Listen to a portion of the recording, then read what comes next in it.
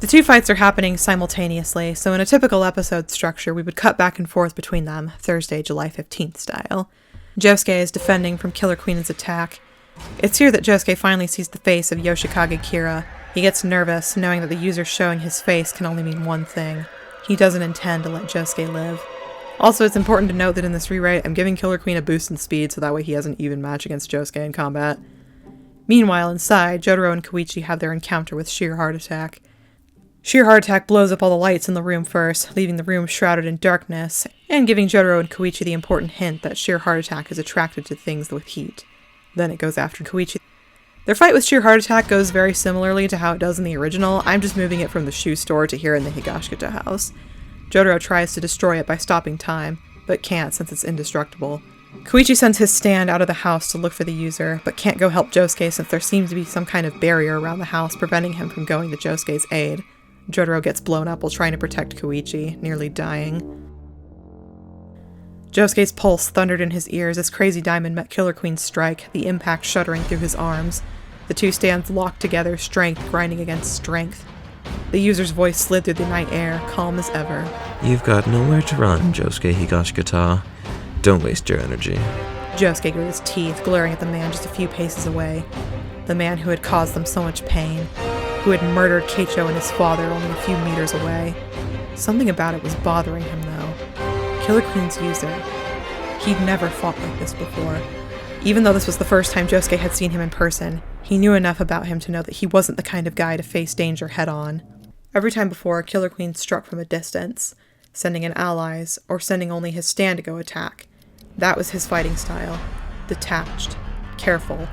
Cowardly. So why was he here now, closing in on him?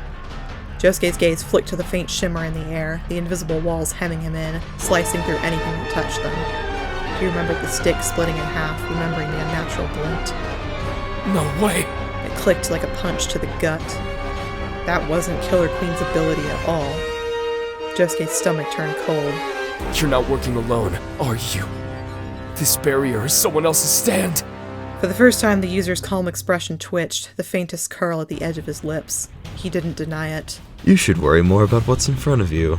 The barrier shimmered again, mocking him with its invisible edge. It had to be spread out a long enough distance that it would be too far away for the user to send just his stand to attack. Josuke felt his instinct screaming danger at him from every direction. It was the realization that somewhere, hidden, watching, there was someone else. Someone helping Killer Queen. Josuke lunged, Crazy Diamond's fists flashing in a blur of fury. Killer Queen met them head-on, its arms braced, the impact rattling the air as the two stands collided. Fists hammered into one another with bone-shaking force. Josuke grunted, sweat flying from his brow as he pressed forward. Killer Queen was powerful. Every hit rattled his bones, but it was just a shade slower, its punches grazing where Crazy Diamond's landed true. The user's eyes narrowed. He drew Killer Queen back, forcing distance between them. Each time Josuke closed in, the stand darted forward with sharp, surgical jabs. Fast enough to clip Josuke's cheek, his ribs, his shoulder. Pain sparked through him in quick bursts. Josuke spit blood from his lip, glaring. There was something off about Killer Queen's fighting style as well. It wasn't like it usually was. No explosions, just straight fists. It didn't make sense. Then, through the haze of adrenaline, it clicked. Of course. He can only use one bomb at a time.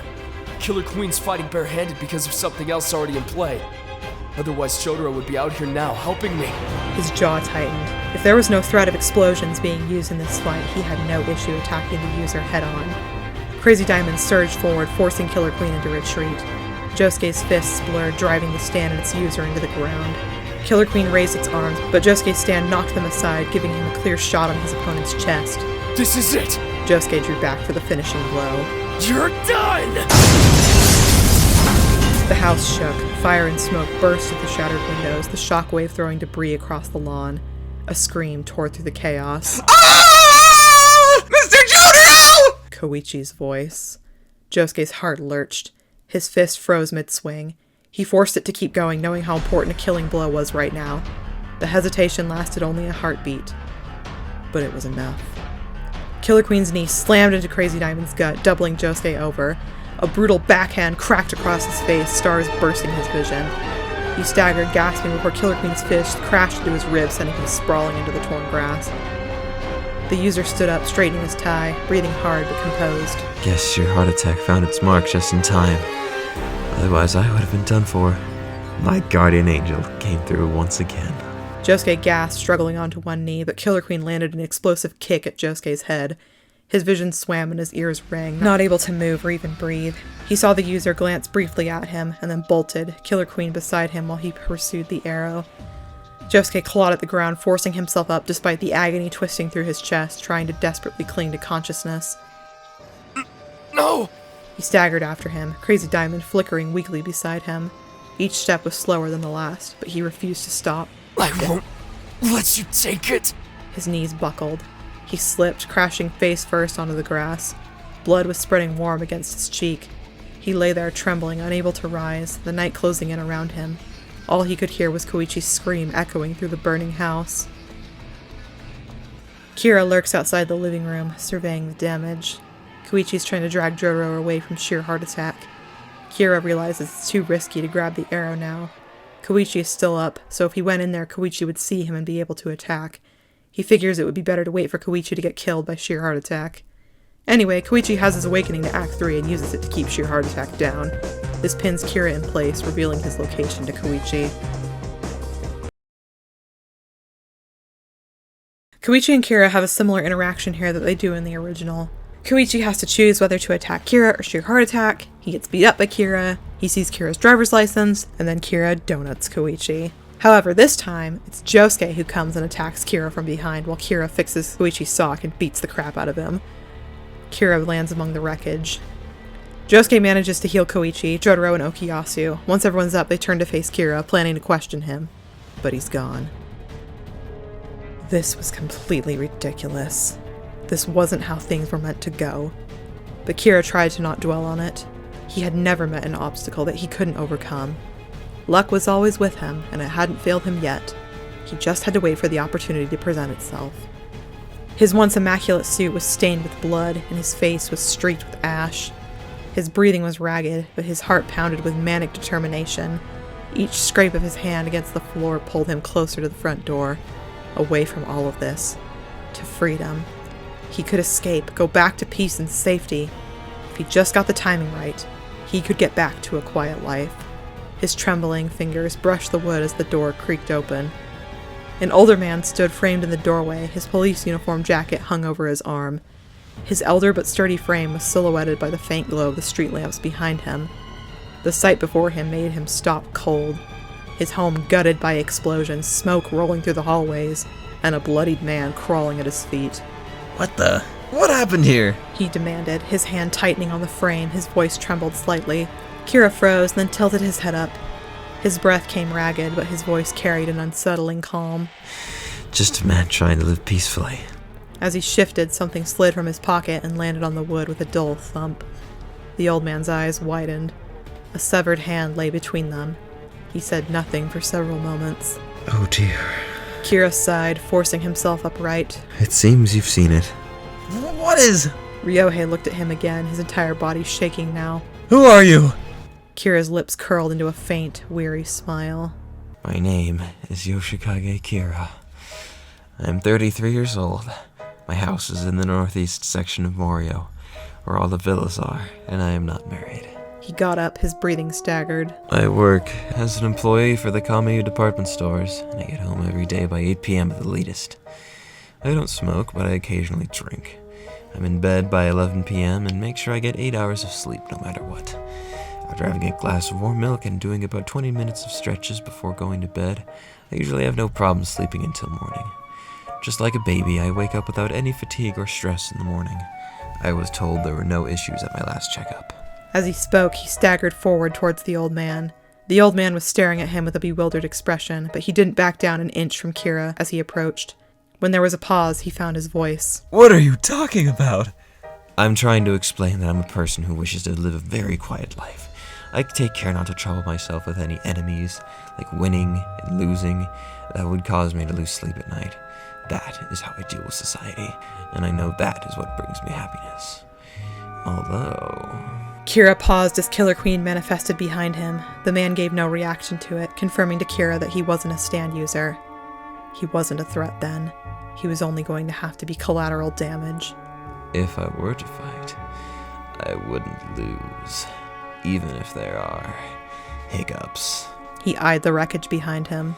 I always get a happy ending, no matter what. Killer Queen's hand shot out, seizing Ryohei's jacket in his arms. The old man's bravado crumbled. He squirmed, panic flashing in his eyes. What are you doing? What? The sound of thundering steps split in the air. Josuke and his friends burst into the room just in time to see what Kira was about to do. Grandpa! It was all Josuke had time to say as Killer Queen's hand clamped down on Ryohei's jacket, a telltale clicking sound deafening Josuke's ears. Ryohei's eyes widened as realization struck. He turned his head just enough to see Josuke. Josuke! He shouted, voice raw with urgency. There are 2 murders in Morio! 2! Fire tore across his chest and arm as the jacket was obliterated from existence by an explosion. His body was thrown back violently into the front door frame. For a split second, the world was silent. Josuke could hardly register anything. He could only helplessly watch as the man he loved most in the world was blown up before his very eyes. Then blinding rage drove every one of his senses, jolting him to action. Grandpa! Josuke's scream ripped through the smoke. He shot forward, but Kira was already moving, snatching up the severed hand he dropped earlier. Killer Queen's finger tapped it once, and then he hurled it straight at Josuke. Josuke kept running, blinded by rage, preparing to take the explosion head-on with Crazy Diamond. But it never came.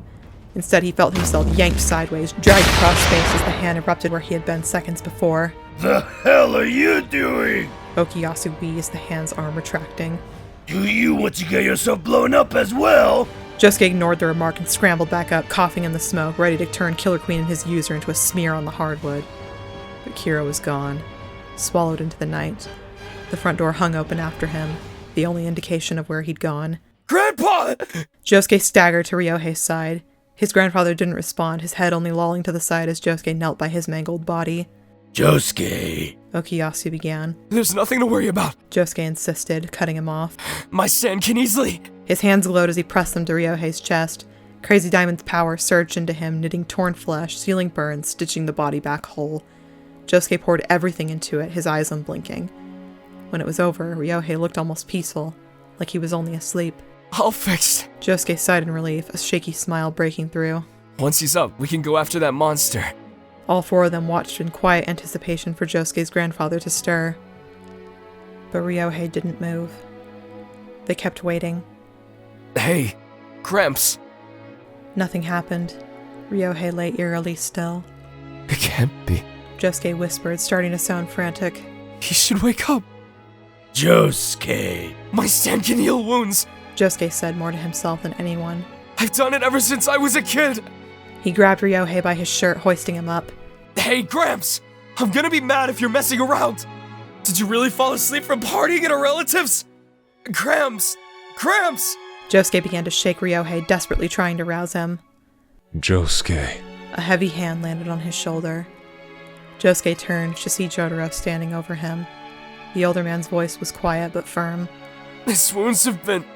Josuke started, but then faltered as Jotaro's gaze pierced him to his center. Everything in him seemed to wither up at once.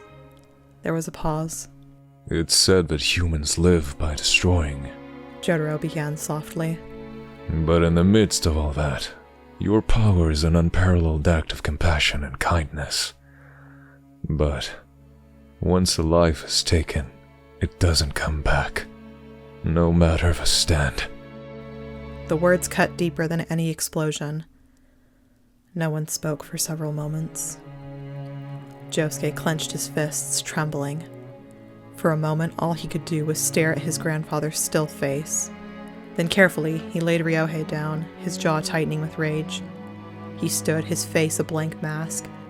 The blood on his temple had dried, but he was still unsteady, fueled by something far stronger than pain. He turned towards the door. I'm going after him. I'll find him, and I'm gonna kill him. Jotaro shook his head. Josuke, stop. You're injured. If you go out there now, you're inviting an ambush from any lingering enemies. You won't survive. Josuke whirled on him, eyes blazing. I don't care! He killed my grandpa! And I'll make him, both of them, pay! Both? What are you talking about? Didn't you hear him? Grandpa, he said there are 2 murderers in Morio. Not 1, 2. And I saw it too. There was some kind of web outside the house like nothing I've ever seen before. Jotaro's eyes widened. Koichi, pale and shaken, stumbled forward. He's right. Those green shards that blew up the wall, they weren't from Killer Queen. It was something else. Jotaro's face went completely white. He stared off into space. Green shards. A web. 2 murderers looking for an arrow. No. His whisper was almost lost in the smoke. Without another word, he bolted through the ruined doorway out into the street. Then he was gone as well, swallowed by the night. The 3 boys only stared at the empty space where Jotaro had stood, confused. Then Koichi called out, Jotaro! Koichi was about to follow, but Okuyasu grabbed his arm. Don't. We need to stay here and guard the arrow. But Jotaro! Then Koichi paused. The arrow! He bolted for the living room, heart pounding. He shoved through the debris toward the ground where Jotaro had dropped the arrow. His stomach plummeted. His eyes zipped around the ruined living room, desperate to disprove what his eyes were seeing. The arrow was gone.